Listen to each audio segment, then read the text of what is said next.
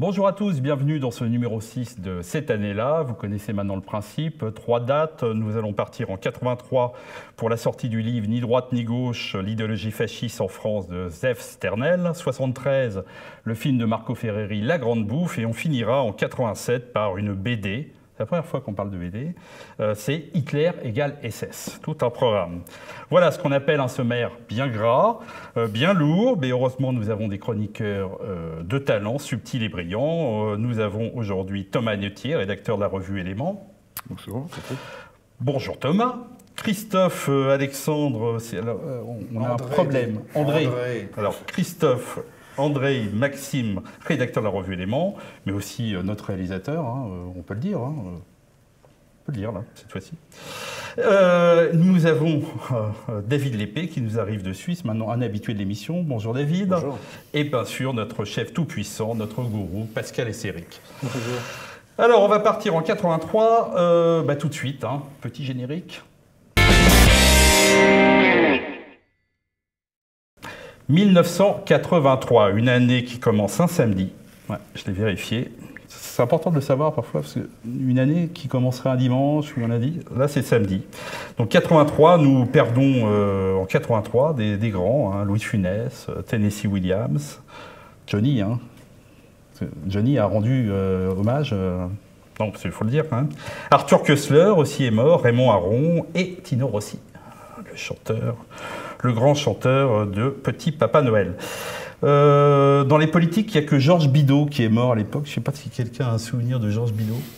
Non. Vague. Vague, voilà. Donc Georges Bidault, en 83, est mort. Je ne sais pas grand-chose à dire. Sur le plan des idées, par contre, il y a un universitaire israélien qui va sortir un livre qui va faire date dans l'histoire des idées en France. C'est ce fameux, et j'ai l'édition originale en main, c'est Ni droite ni gauche, l'idéologie fasciste en France de Zef Sternel. Alors Thomas, ce livre qui fait suite un peu dans notre émission à la trilogie sur la critique de l'idéologie française, on avait vu Paxton, on avait vu BHL. Le livre de Sternel, c'est un peu la matrice, c'est la thèse principale. Sternel commence à l'étudier dès le début des années 70. Son Ni droite ni gauche, c'est le livre de la consécration. Au départ, il va commencer à travailler sur Barès. Il travaille sur Barès et puis il travaille dans la suite des années 70 sur les origines françaises du fascisme et puis ce livre Ni droite ni gauche, l'idéologie fasciste en France. Donc on est, comme vous le disiez, sur cette même école de pensée de Bernard-Henri Lévy, de Paxton. C'est en France que serait né le fascisme, voire le pré-fascisme, puisqu'il va chercher, avant même la guerre 14, des éléments de synthèse du nationalisme et du socialisme qui auraient présidé à la naissance du fascisme ensuite dans l'entre-deux-guerres. Alors il intervient dans un contexte historiographique où en France on considère que il y a une sorte d'immunité française au fascisme dans l'entre-deux-guerres. On connaît la thèse de René Raymond, le grand historien des droites françaises. Il y a une droite orléaniste, bourgeoise et libérale. Il y a une droite bonapartiste. Il y a une droite légitimiste, contre-révolutionnaire. Et le fascisme ne rentre dans aucune de ces cases. Et pour Sternel, il faut remettre en cause cette historiographie. Il y a eu des mouvements fascistes en France. Et c'est en France qu'on peut trouver les racines du fascisme. Alors, contrairement peut-être à ce qu'on disait sur le livre de BHL, soyons honnêtes, la thèse de Sternel est assez séduisante parce qu'elle fait comprendre comme une sorte d'alchimie le fascisme. Beaucoup d'historiens ou d'idéologues ont essayé de la définir, de définir ses racines, et lui, il y a une sorte de logique, c'est-à-dire qu'il y a d'un côté des gens de droite et des gens de gauche en France qui vont se rencontrer et qui vont créer le début des premiers textes fascistes. Oui. C'est un peu ça. C'est ça, et le titre est important. Le titre Ni droite ni gauche veut bien dire que la critique, quiconque, quel que soit le mouvement qui critique à la fois le marxisme et le libéralisme économique et le libéralisme politique, est potentiellement fasciste ou fraye la voie au fascisme. Il le dit explicitement.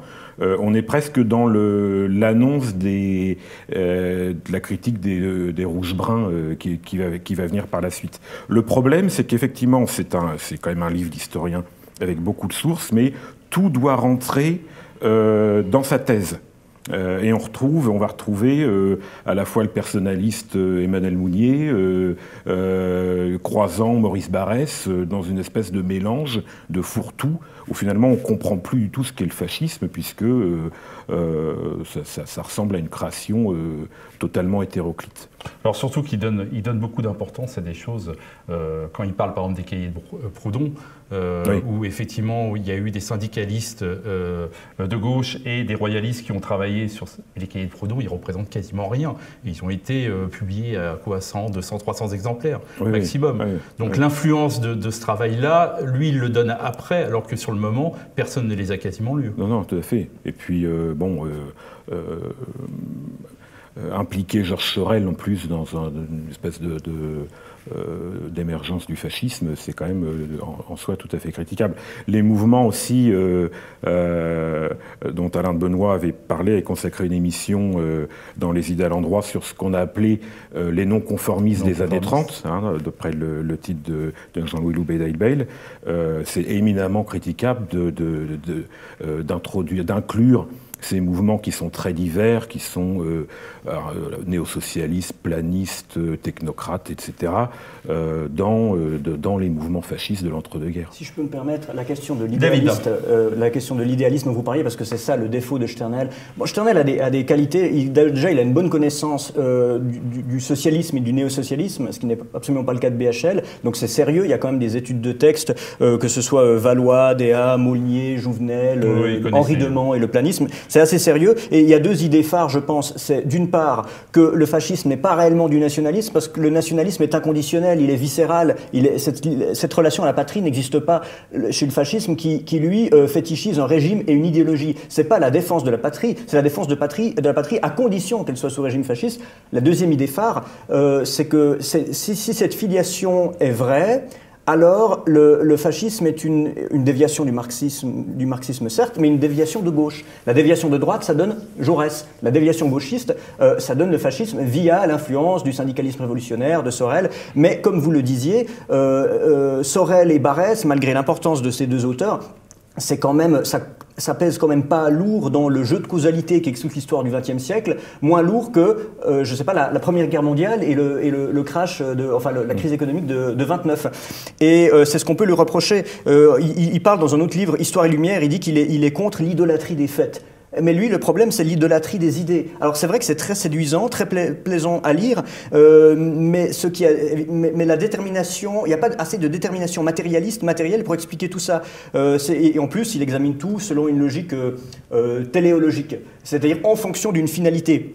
Et cette finalité, c'est toujours la finalité vichiste. C'est on retrouve un tel sous Vichy, donc comment y arriver ? On fait l'histoire à l'envers. C'est une espèce de l'histoire pour lui, c'est une espèce de lit de Procuste. Enfin, le fascisme est Procuste Procuste c'était le brigand. Vous savez, il attrapait les gens, il les mettait dans un lit.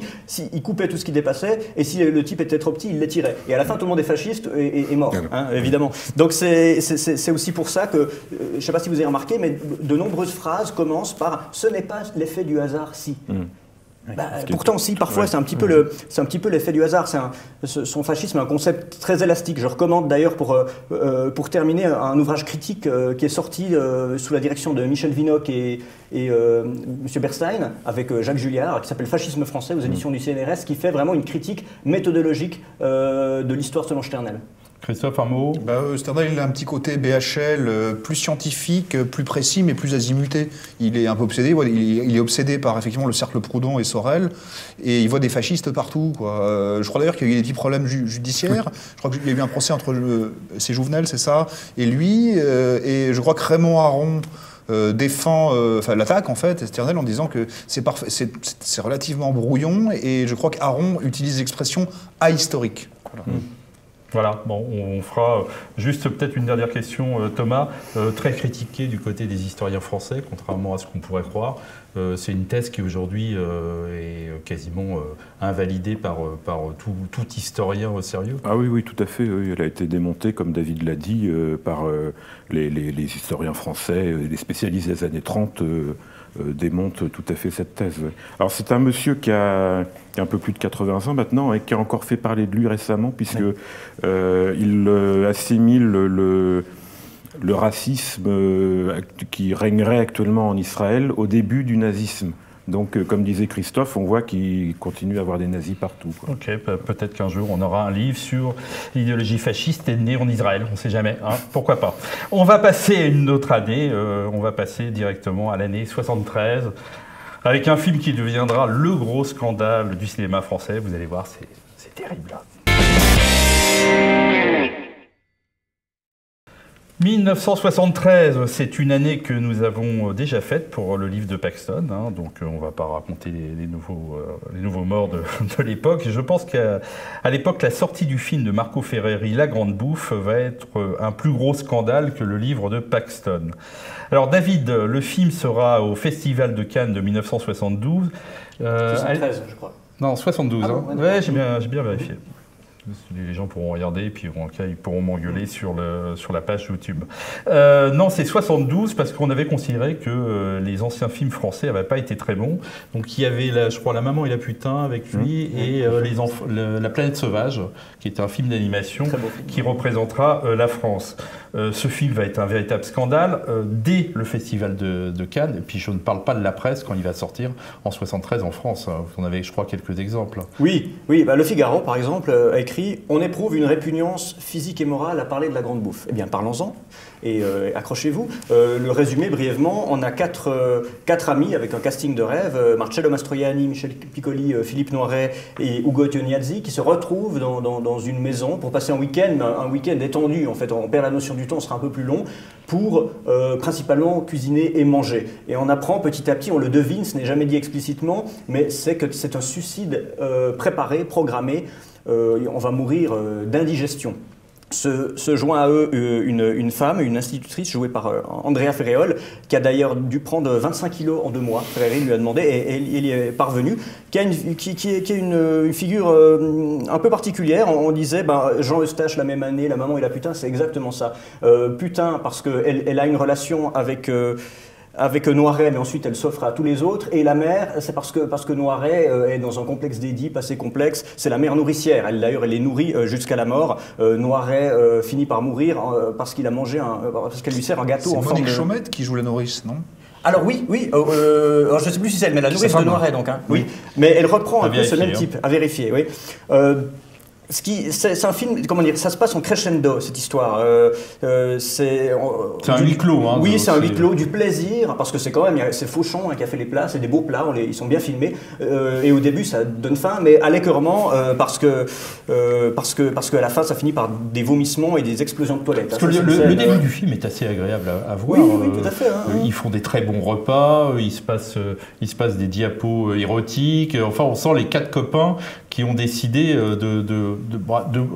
on le sent bien qu'ils ont décidé de mourir, mais on se dit ça va être sympa à voir. Et en fait, plus le film se passe et plus ça devient... Oui, et puis il y a des répliques, quand il dit l'idéal serait de continuer à manger comme ça indéfiniment, il faut manger, mange, toujours à l'impératif. Si tu ne manges pas, tu ne vas pas mourir. Ce qui est une menace en fait, même si ça paraît le contraire. Puis ensuite, c'est diabète, aérophagie, Piccoli meurt de paix.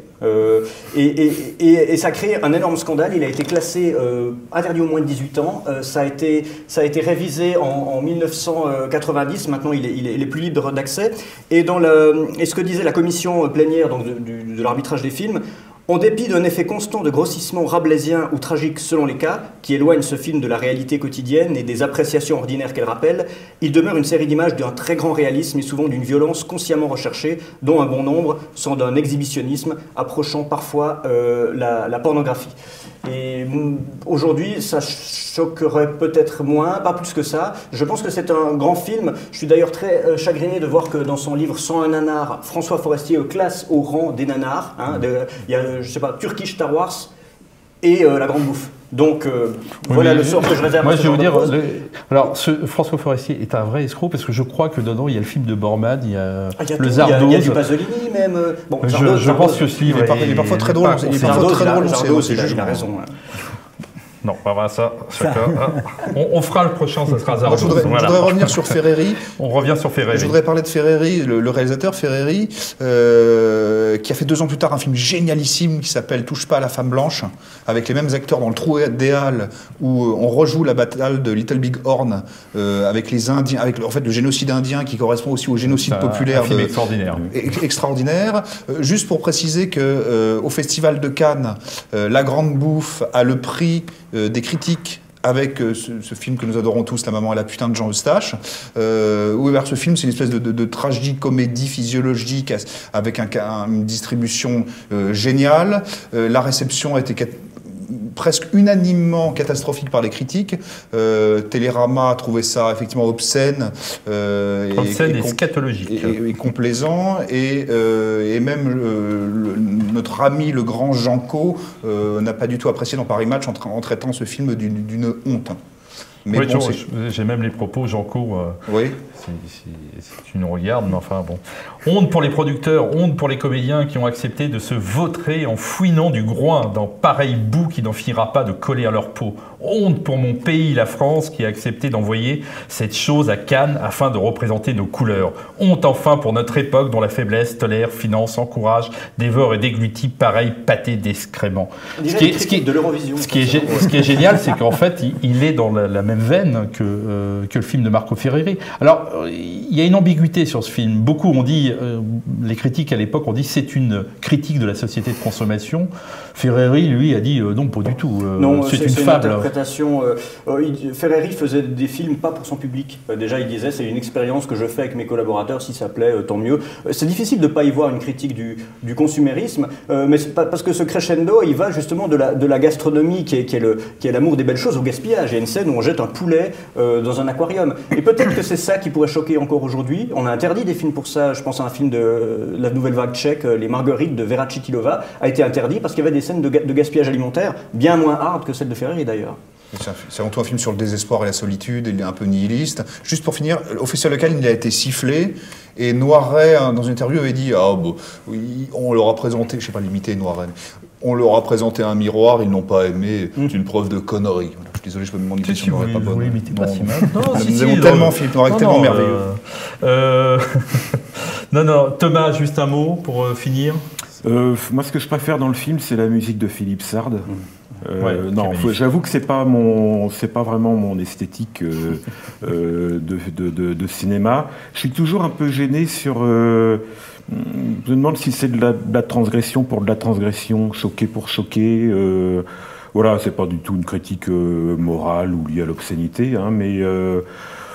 Bon, si vous voulez, pour comprendre notre époque, pour prendre un cinéma des mêmes années, j'apprends plus en regardant un film de Claude Sauté. Non, très bien, oui, effectivement. Et en règle générale, c'est les mêmes acteurs.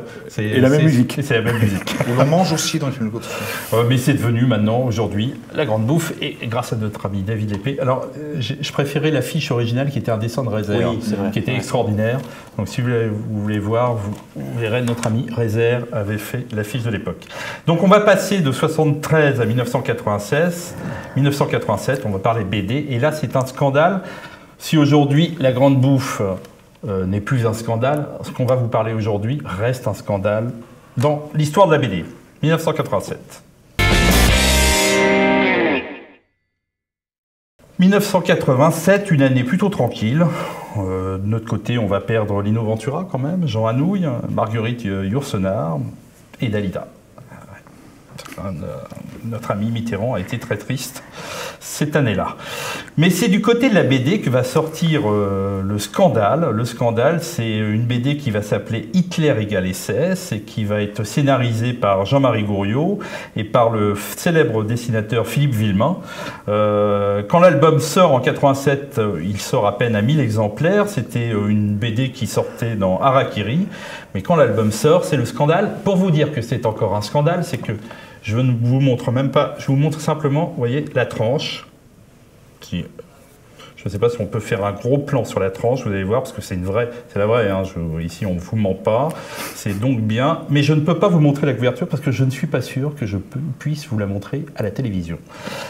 Christophe, cette BD, c'est d'abord un énorme gag, ça vient du magazine Harakiri du professeur Choron. Au départ, c'est un peu du potache très méchant. C'est une série c'est une série en fait qui est publiée dans Harakiri. Vous parlez tout à l'heure de Reiser. On n'est pas très loin de Reiser. Vuillemin, c'est un dessinateur qui a fait sa carrière dans L'écho des savanes, Harakiri. On est dans l'humour noir et la provoque. On continue effectivement après un peu l'esprit de Reiser et Coluche. Le scénariste, Jean-Marie Gouriot, qui est un petit peu le fils spirituel du professeur Choron, pour des raisons aussi assez personnelles d'ailleurs, puisque Choron est un ancien d'Indochine comme le père de Gouriot, donc on a un peu des clins d'œil paradoxaux. Et ils ont connu pour ses brèves de comptoir, hein, c'est ça? Alors Jean-Marie Gouriot, il a fait beaucoup de choses, il a participé un peu à Canal+, à l'aventure des nuls, même les Guignols de l'info, il a fait des shows, même je crois qu'il a participé à Palace, notamment à l'époque de Rib, et effectivement il est connu pour ses brèves de comptoir. Il a fait beaucoup de choses. Et donc ils font une espèce oui, effectivement, c'est de l'humour potache, humour noir, un peu horrifique. C'est une série qui est une série papier dans Harakiri, puis ils sortent un livre. On est vraiment dans de l'humour noir. Ça parle de Hitler égale SS, c'est des épisodes de la guerre, et particulièrement dans les camps de concentration. Ce qui fait un scandale, ça produit un scandale énorme. Beaucoup d'associations de déportés font des procès et demandent l'interdiction. Et effectivement, la censure a été très active partout, d'ailleurs en Europe, particulièrement en Espagne, avec des lois espagnoles très spécifiques, notamment sur le rapport à la religion. Voilà. Et c'est un peu. Il ne s'agit pas de Charlie, même si Vuillemin était dans Charlie mensuel, mais pas hebdo. Et c'est une espèce d'esprit Charlie anticipé, victime d'un coup de boomerang d'ordre moral. Si vous voyez ce que je veux dire. Et donc la réponse a été assez virulente. Ils ont été défendus je crois qu'ils ont été défendus au procès par des personnalités comme Thierry Lévy, l'avocat de en fait Vuillemin et Gouriot, et aussi du grand dessinateur Gottlieb, qui est juif et fils de déporté, et qui a réchappé lui-même et qui a témoigné en leur faveur, tout en mettant des nuances et des prudences par rapport à l'énormité de la farce Hitler-SS. La date, Pascal, 87 est importante. On est dans une période où voilà, on ne peut plus rigoler avec tout ça. Alors oui, effectivement, mais ce qui est ce Hitler égale SS, c'est aussi le produit de la concurrence des mémoires, parce qu'il faut savoir, il faut savoir qu'au départ, cette bande dessinée est née d'une indignation de la part de Gouriot et de Vuillemin, puisque lors d'une manifestation, d'une cérémonie, les homosexuels avaient été écartés de la cérémonie, et en réaction, ils font cette bande dessinée pour protester, pour dire mais les homosexuels aussi en sont. Et donc pour moi c'est plus le point de départ de cette concurrence victimaire, c'est que nous aussi on y était, et donc on va protester, et même la ligne de défense, parce qu'il y aura 3 procès quand même, la ligne de défense qu'ils vont choisir, on ne peut pas nous accuser, puisque auparavant nous avons fait une bande dessinée contre Le Pen. On ne peut pas nous accuser d'antisémitisme. D'ailleurs, notre avocat Thierry Lévy est juif lui-même, et on ne peut pas nous accuser, puisque regardez notre copain Gottlieb. Bon, alors Gottlieb, il n'aimait pas tellement la BD, mais quand même il nous défend pour la liberté d'expression. Et en réalité, c'est vraiment ce point pour moi, outre l'esthétique Villemin me débecte. C'est gras, c'est l'inverse de Hergé, la ligne claire. Lui dit, on parlait du gras, il dit c'est la ligne crade, il le dit lui-même, la ligne crade. Voilà. David, on va dire quand même la version intégrale de cet album quand elle sort. L'album est interdit de vente aux mineurs et interdit en exposition. Vous l'avez lu, comment vous, par rapport à l'époque, comment vous analysez C'est difficile de se transposer dans cette époque. Moi, je ne suis pas féru de ça aussi, comme on l'a dit, pour des raisons de dessin. À la limite, la meilleure qualité de cet album, c'est qu'il est en noir et blanc, parce qu'il aurait été encore plus dégueulasse en couleur. Noir, pire, il est noir et jaune. Oui, noir et jaune. Oui, mais ça sauve un peu le truc. Hier, comme aujourd'hui, rigoler sur le nazisme, c'est le meilleur moyen de choquer le bourgeois, parce que ça marche. C'est vrai. Mais pourquoi? Enfin, à quoi bon? Je suis évidemment pour la liberté d'expression totale, de la liberté de sortir ce genre d'album, seulement ça me fait assez peu rire et surtout je ne vois pas l'avantage. Aujourd'hui, ils ont été accusés effectivement éventuellement d'antisémitisme, mais surtout en fait d'être de mauvais plaisants, d'être de mauvais goût, d'être vulgaires, de ne pas respecter. Aujourd'hui, ils seraient carrément accusés d'être nazis. C'est ça la petite différence. Quand on voit ce qui arrive à des gens qui sont allés moins loin, mais qui sont un peu dans l'outrance, comme le dessinateur Marceau, ou même comme Dieudonné, c'est carrément, comment dire, c'est comme s'ils s'appropriaient l'idéologie sur laquelle ils se permettent de rire. Or, je ne pense pas qu'on progressera dans la dénazification du débat, hein, cette réductio à Hitlerum permanente de cette manière-là. Le meilleur moyen de dénazifier le débat français, c'est de ne plus parler du nazisme. Voilà, je pense qu'on va... Pour vous dire, le début de l'album, on va faire très attention, le début de l'album commence par l'interrogatoire des deux auteurs par le professeur Cheron, qui est habillé en SS, qui leur dit « Vous avez souillé l'idée du nazisme avec votre BD ». On va dire qu'à l'époque, quand même, on pouvait aller très loin. C'est l'honneur de la Grande Armée allemande. La Grande Armée allemande, vous l'avez souillé dans cette BD. Pour vous dire, aujourd'hui, ça serait quasiment impossible. Ben voilà, on a quasiment fini cette excellente émission. Donc, on se retrouve le mois prochain avec notre ami Olivier pour le plus d'éléments. Moi, je vous retrouve dans 2 mois. Bonjour chez vous.